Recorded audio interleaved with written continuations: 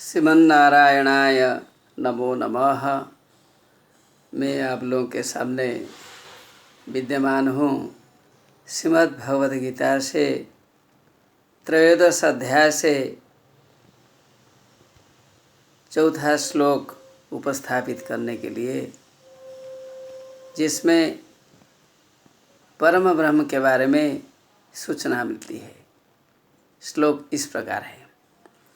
ऋषिभिर्बहुधा गीतं छन्दोभिर्विविधैः पृथक् ब्रह्मसूत्रपदैश्चैव हेतुमद्भिर्विनिश्चितैः। ऋषिभिः विविधैः छन्दोभिः, ऋषियों ने, ऋषि क्या होता है सभी को पता है। ऋष्यति इति ऋषि, जो देखता है वो ऋषि है। ऋष एक धातु है, जिससे पठ से पठति होता है, ऋष ऋष्यति होता है। जो देखता है वो ऋषि है। ऋषि भी ऋषियों के द्वारा क्या हुआ है, गाया गया है। ऋषियों ने गाया है। क्या गाया है? वेदों को गाया है। ऋक यजु साम अथर्व इत्यादि 4 वेदों को ऋषियों ने गाया है। हेतुमद्भिः विनिश्चितैः, जो वेदों को गाया है। आपको यह पता है, वेदों को जानने के लिए उपनिषद की आवश्यकता होती है। 108 उपनिषद होते हैं, जिन उपनिषदों के माध्यम से वेद की बात को हम जान सकते हैं। उपनिषद में कहानियाँ हैं, कहानियों के माध्यम से हम तत्व को जानते हैं, हम ब्रह्म को जानते हैं। वेदों में ब्रह्म के विचार है, विभिन्न क्रम में विचार है। ऋग यजु साम अथर्व इत्यादि वेदों में विभिन्न प्रकार से व्याख्यान है। सुंदर जीवन यापन करने के लिए भी बातें हैं। तो यहाँ विचारणीय जो है वो इस प्रकार है। ऋषियों ने वेदों की महत्ता को गाया है।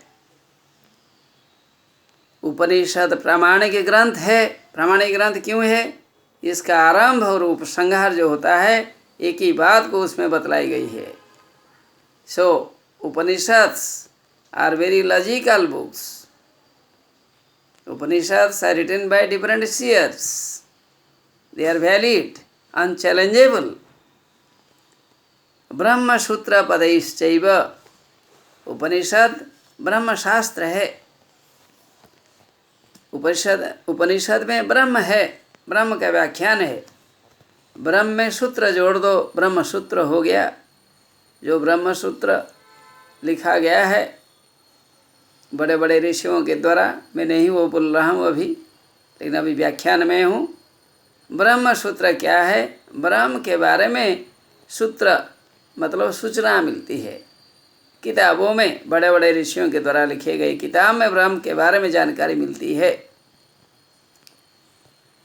तो तटस्थ लक्षणा के बारे में भी वहाँ सूचना मिलती है। अर्थात ब्रह्म कैसे उदाहरण के माध्यम से जाने जा सकते हैं।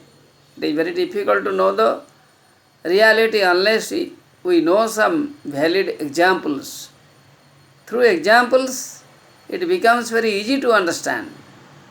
इसलिए तटस्थ लक्षणा यहाँ कहा गया है। अर्थात उदाहरण के द्वारा हम ब्रह्म के ओर जाते हैं, ब्रह्म के बारे में समझते हैं। और भी लक्षण है तो ब्रह्म पद है। ब्रह्म में पद जोड़ दो, ब्रह्म पद हो गया। पद्यते नामक जायते, ब्रह्म को हम जान सकते हैं। We know about the real Brahman. Brahman के स्वरूप क्या है, ब्रह्म कैसा है, कैसे सच्चिदानंद स्वरूप है, ये सब बताया जाता है। ब्रह्म के स्वरूप साक्षात रूप में यहाँ बतलाया गया है, इसलिए उन्हें स्वरूप लक्षणा कहते हैं। सत्यम ज्ञानम अनंतं ब्रह्म, ब्रह्म सत्य है, ज्ञान रूप है, अनंत है, जिसका कोई अंत नहीं है।